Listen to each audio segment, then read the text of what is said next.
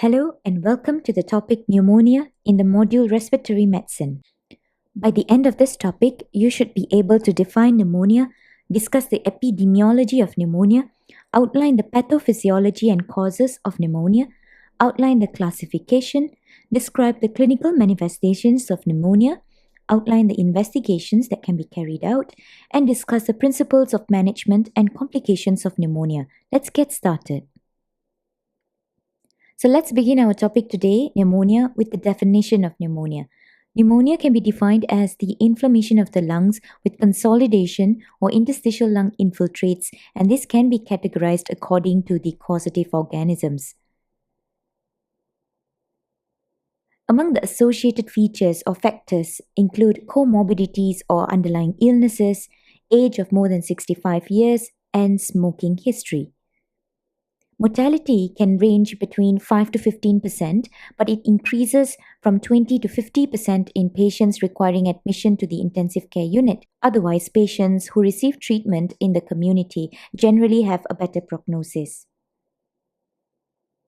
In the normal airway, microaspiration can occur, but pneumonia does not happen, and this is due to the immunity of the person being able to defend against the infection of any pathogens that enter in. So in pneumonia, what happens is that there is colonization of the pharynx with pathogens, and then microaspiration happens, which subsequently results in the entry of pathogens into the lower respiratory tract. If there is a defect in the host defense, or it is overcome by high inoculum or virulence of the pathogen, then pneumonia can take place.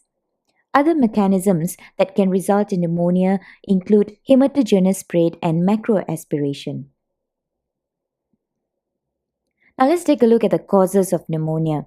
So they can be generally divided into bacterial causes, atypical infections, viral, fungi, and parasitic causes. Bacterial causes include Streptococcus pneumoniae, Haemophilus influenza, Staphylococcus pneumoniae, Moraxella catarrhalis, Mycobacterium tuberculosis, Pseudomonas aeruginosa, and Klebsiella pneumonia. For atypical infections, this include Chlamydia pneumonia, Mycoplasma pneumonia, which commonly affects younger patients, classically occurring every 4 years and which may not respond well to penicillins or cephalosporins due to its lacking a peptidoglycan cell wall. For viral causes, it includes rhinoviruses, coronaviruses, influenza virus, respiratory syncytial virus, adenovirus, and parainfluenza virus. Fungi that can result in pneumonia are Histoplasma capsulatum, blastomyces, Cryptococcus neoformans, Pneumocystis jirovecii, Pneumocystis pneumonia, in short PCP, and Coccidioides. Lastly are parasites. So parasites that can result in pneumonia include Toxoplasma gondii, Strongyloids stercoralis, Ascaris lumbricoides, and Plasmodium malariae. Now let's talk about how pneumonia can be classified. So pneumonia can be classified based on its mode of acquisition, whether it's community acquired, hospital acquired, or ventilator acquired, as well as aspiration pneumonia. Another form of classification that we can discuss would be radiological classification, which is based on the different areas of the zones. And lastly, pathological classification, which is further divided into lobar pneumonia, bronchopneumonia, and interstitial pneumonia. The majority of patients develop pneumonia within the community, which is outside of the hospital, and these patients are said to have community-acquired pneumonia or CAP. Patients who develop pneumonia within hospitals are said to have hospital-acquired pneumonia. The distinction is important as the causative organisms vary and hence first-line antibiotic guidelines are also different. Pneumonia can be classified based on the mode of acquisition, which can be community-acquired, hospital, and aspiration pneumonia as shown in this slide.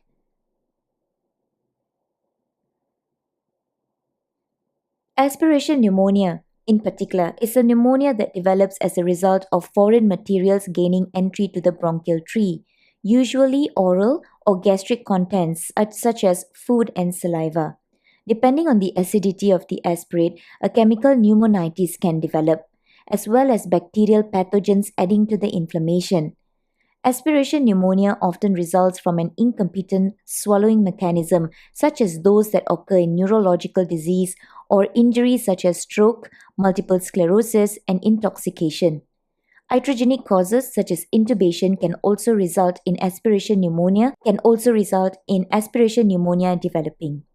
Risk factors for the development of aspiration pneumonia include poor dental hygiene, swallowing difficulties, prolonged hospitalization or surgical procedures, impaired consciousness, and impaired mucociliary clearance. The right, middle, and lower lung lobes are the most common sites affected due to the larger caliber and more vertical orientation of the right main bronchus. The bacteria implicated in aspiration pneumonia may be aerobic or anaerobic. Examples of aerobic bacteria include Streptococcus pneumoniae, Staphylococcus aureus, Haemophilus influenza, Pseudomonas aeruginosa, and Klebsiella, which is often seen in aspiration lobar pneumonia in alcoholics. Examples of anaerobic bacteria include bacteroids, Prevotella, Fusobacterium, and Peptostreptococcus. This is an example of a radiological classification of pneumonia where we can see the possible underlying pathogenesis that's taking place. So here on the left-hand corner, the chest X-ray denotes a hemorrhagic form of pneumonia where there's homogeneous opacification and obscuring the cardiac silhouette. The next chest X-ray shows a cavitating lung lesion, and this also can be described as a cavitating pneumonia. And the third radiograph depicts an atypical picture of pneumonia. The pathological classification of pneumonia, as mentioned earlier on, can be divided into a lobar pattern, interstitial distribution, and bronchopneumonia. As for symptomatology, tachypnea, tachycardia, fever with or without chills, decreased or bronchial breath sounds, agophony, and tactile fremitus, both suggestive of a consolidative process. Crackles on auscultation of the affected regions of the lungs and dullness on percussion are also in keeping with the features of pneumonia. As for symptoms, the patients would typically complain of symptoms affecting the lower respiratory tract such as continuous or productive cough, sputum production, dyspnea, chest pain which may be pleuritic in nature, as well as fever. And for the signs, you may want to look out for signs of systemic inflammatory response such as fever or tachycardia, reduced oxygen saturations, and on auscultation, look out for reduced breath sounds and bronchial breathing. Moving on to clinical signs, we will first talk about the diagnostic and associated signs of pneumonia. So pulmonary findings include pleuritic chest pain with concomitant involvement of the pleura, dyspnea, and diffuse heaviness of the chest as mentioned earlier. In bacterial pneumonia, you may expect to see purulent production of sputum as well as blood-tinged sputum. Viral pneumonia generally produces a watery or occasionally mucopurulent sputum production. Also look out for signs of septic shock such as abnormal mental status, respiratory rate being 22 breaths per minute or more, and systolic blood pressure being alarmingly less than 100 mm mercury. Now, when we talk about mycoplasma pneumonia, there may be a prolonged and gradual onset of disease. The patients will present with flu-like symptoms, classically preceding a dry cough. On examination and also radiographic findings, you may expect to see bilateral consolidation on the chest X-ray. Pneumococcal pneumonia has a rapid onset of deterioration, high fever, pleuritic chest pain, and they may also come in with herpes labialis. As for investigations, they can be divided into diagnostic and the severity tests.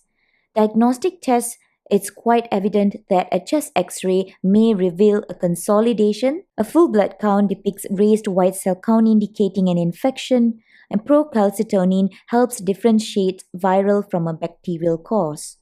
And as for cultures, blood cultures are important as it will help delineate the organism that is causing the pneumonia. sputum culture, which requires a good yield in order for a positive culture, pneumococcal and Legionella urinary antigen test, mycoplasma serology, and cold agglutination test if you're suspecting IHA. As for pulse oximetry, that is used to assess oxygen saturation in hospitals to inform for supportive therapy. An arterial blood gas provides an objective evaluation of patients with an SpO2 less than 94%, those with a risk of hypercapnia, ventilatory failure, and all patients with high severity pneumonia. Also take note of other investigations such as urea in electrolytes, which accounts for the CURB-65 scoring, and CRP or C-reactive protein, which help determine the response to treatment. After discussing the diagnostic and the severity tests, we can also look at a couple of exclusion tests. So for exclusion, it includes a PCR testing which allows for rapid identification of any other pathogens that are present. A chest X-ray is also done. Other causes that could lead to pneumonia, for example, an underlying lung malignancy which can lead to obstructive pneumonia. And for prognostication, as mentioned earlier, a serum electrolyte and urea as well as a C-reactive protein can be done to help determine the response to treatment. In hospital settings, we will be using a CURB-65 criteria. 1 point for each marker, which include confusion, urea more than 7 millimoles per liter, respiratory rate of at least 30 breaths per minute, systolic blood pressure of less than 90 and a diastolic of less than 60, and lastly, age of at least 65 years old. When the score is 0 or 1, this means it is low risk with less than 3% mortality risk. Consider home-based care. When CURB-65 score is 2, it is an intermediate risk with 3 to 15% mortality risk, and hence consider hospital-based care. For the case where CURB-65 is 3 or more, it is high risk with more than 15% mortality risk and should consider intensive care assessment. In the case of low severity community-acquired pneumonia, amoxicillin is the first-line antibiotic. If a patient is allergic to penicillin, macrolide or tetracycline can be used for a 5-day course. For moderate to high severity community-acquired pneumonia, dual antibiotic is recommended with a combination of amoxicillin and macrolide for a 7 to 10 days course. A special note that NICE recommends beta-lactamase stable penicillin like co-amoxiclave, ceftriaxone or piperacillin with tazobactam and macrolide in high severity community-acquired pneumonia. In the case of mycoplasma pneumonia, doxycycline or a macrolide, examples like erythromycin or clarithromycin should be prescribed. NICE recommends, in conjunction with clinical judgment, home-based care for patients with a CURB-65 score of 0. Oral amoxicillin is generally used first line. Hospital assessments are done for all other patients, particularly those with CURB-65 score of 2 or more. The CURB-65 score also correlates with an increased risk of mortality at 30 days, with patients with a CURB-65 score of 4 approaching a 30% mortality rate at 30 days.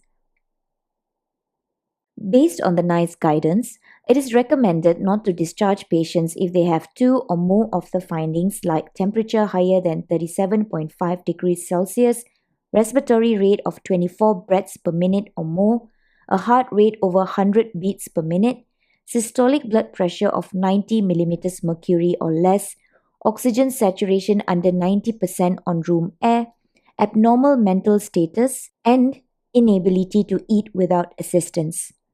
All cases of pneumonia should have a repeat chest X-ray at 6 weeks after clinical resolution to ensure that the consolidation has resolved and there are no underlying secondary abnormalities, for example, a lung tumor. Vaccination should also be advised to patients, especially pneumococcal and influenza vaccination. Lastly, smoking cessation is one of the most important measures for secondary prevention and should be advised to all patients who are still smoking after catching pneumonia.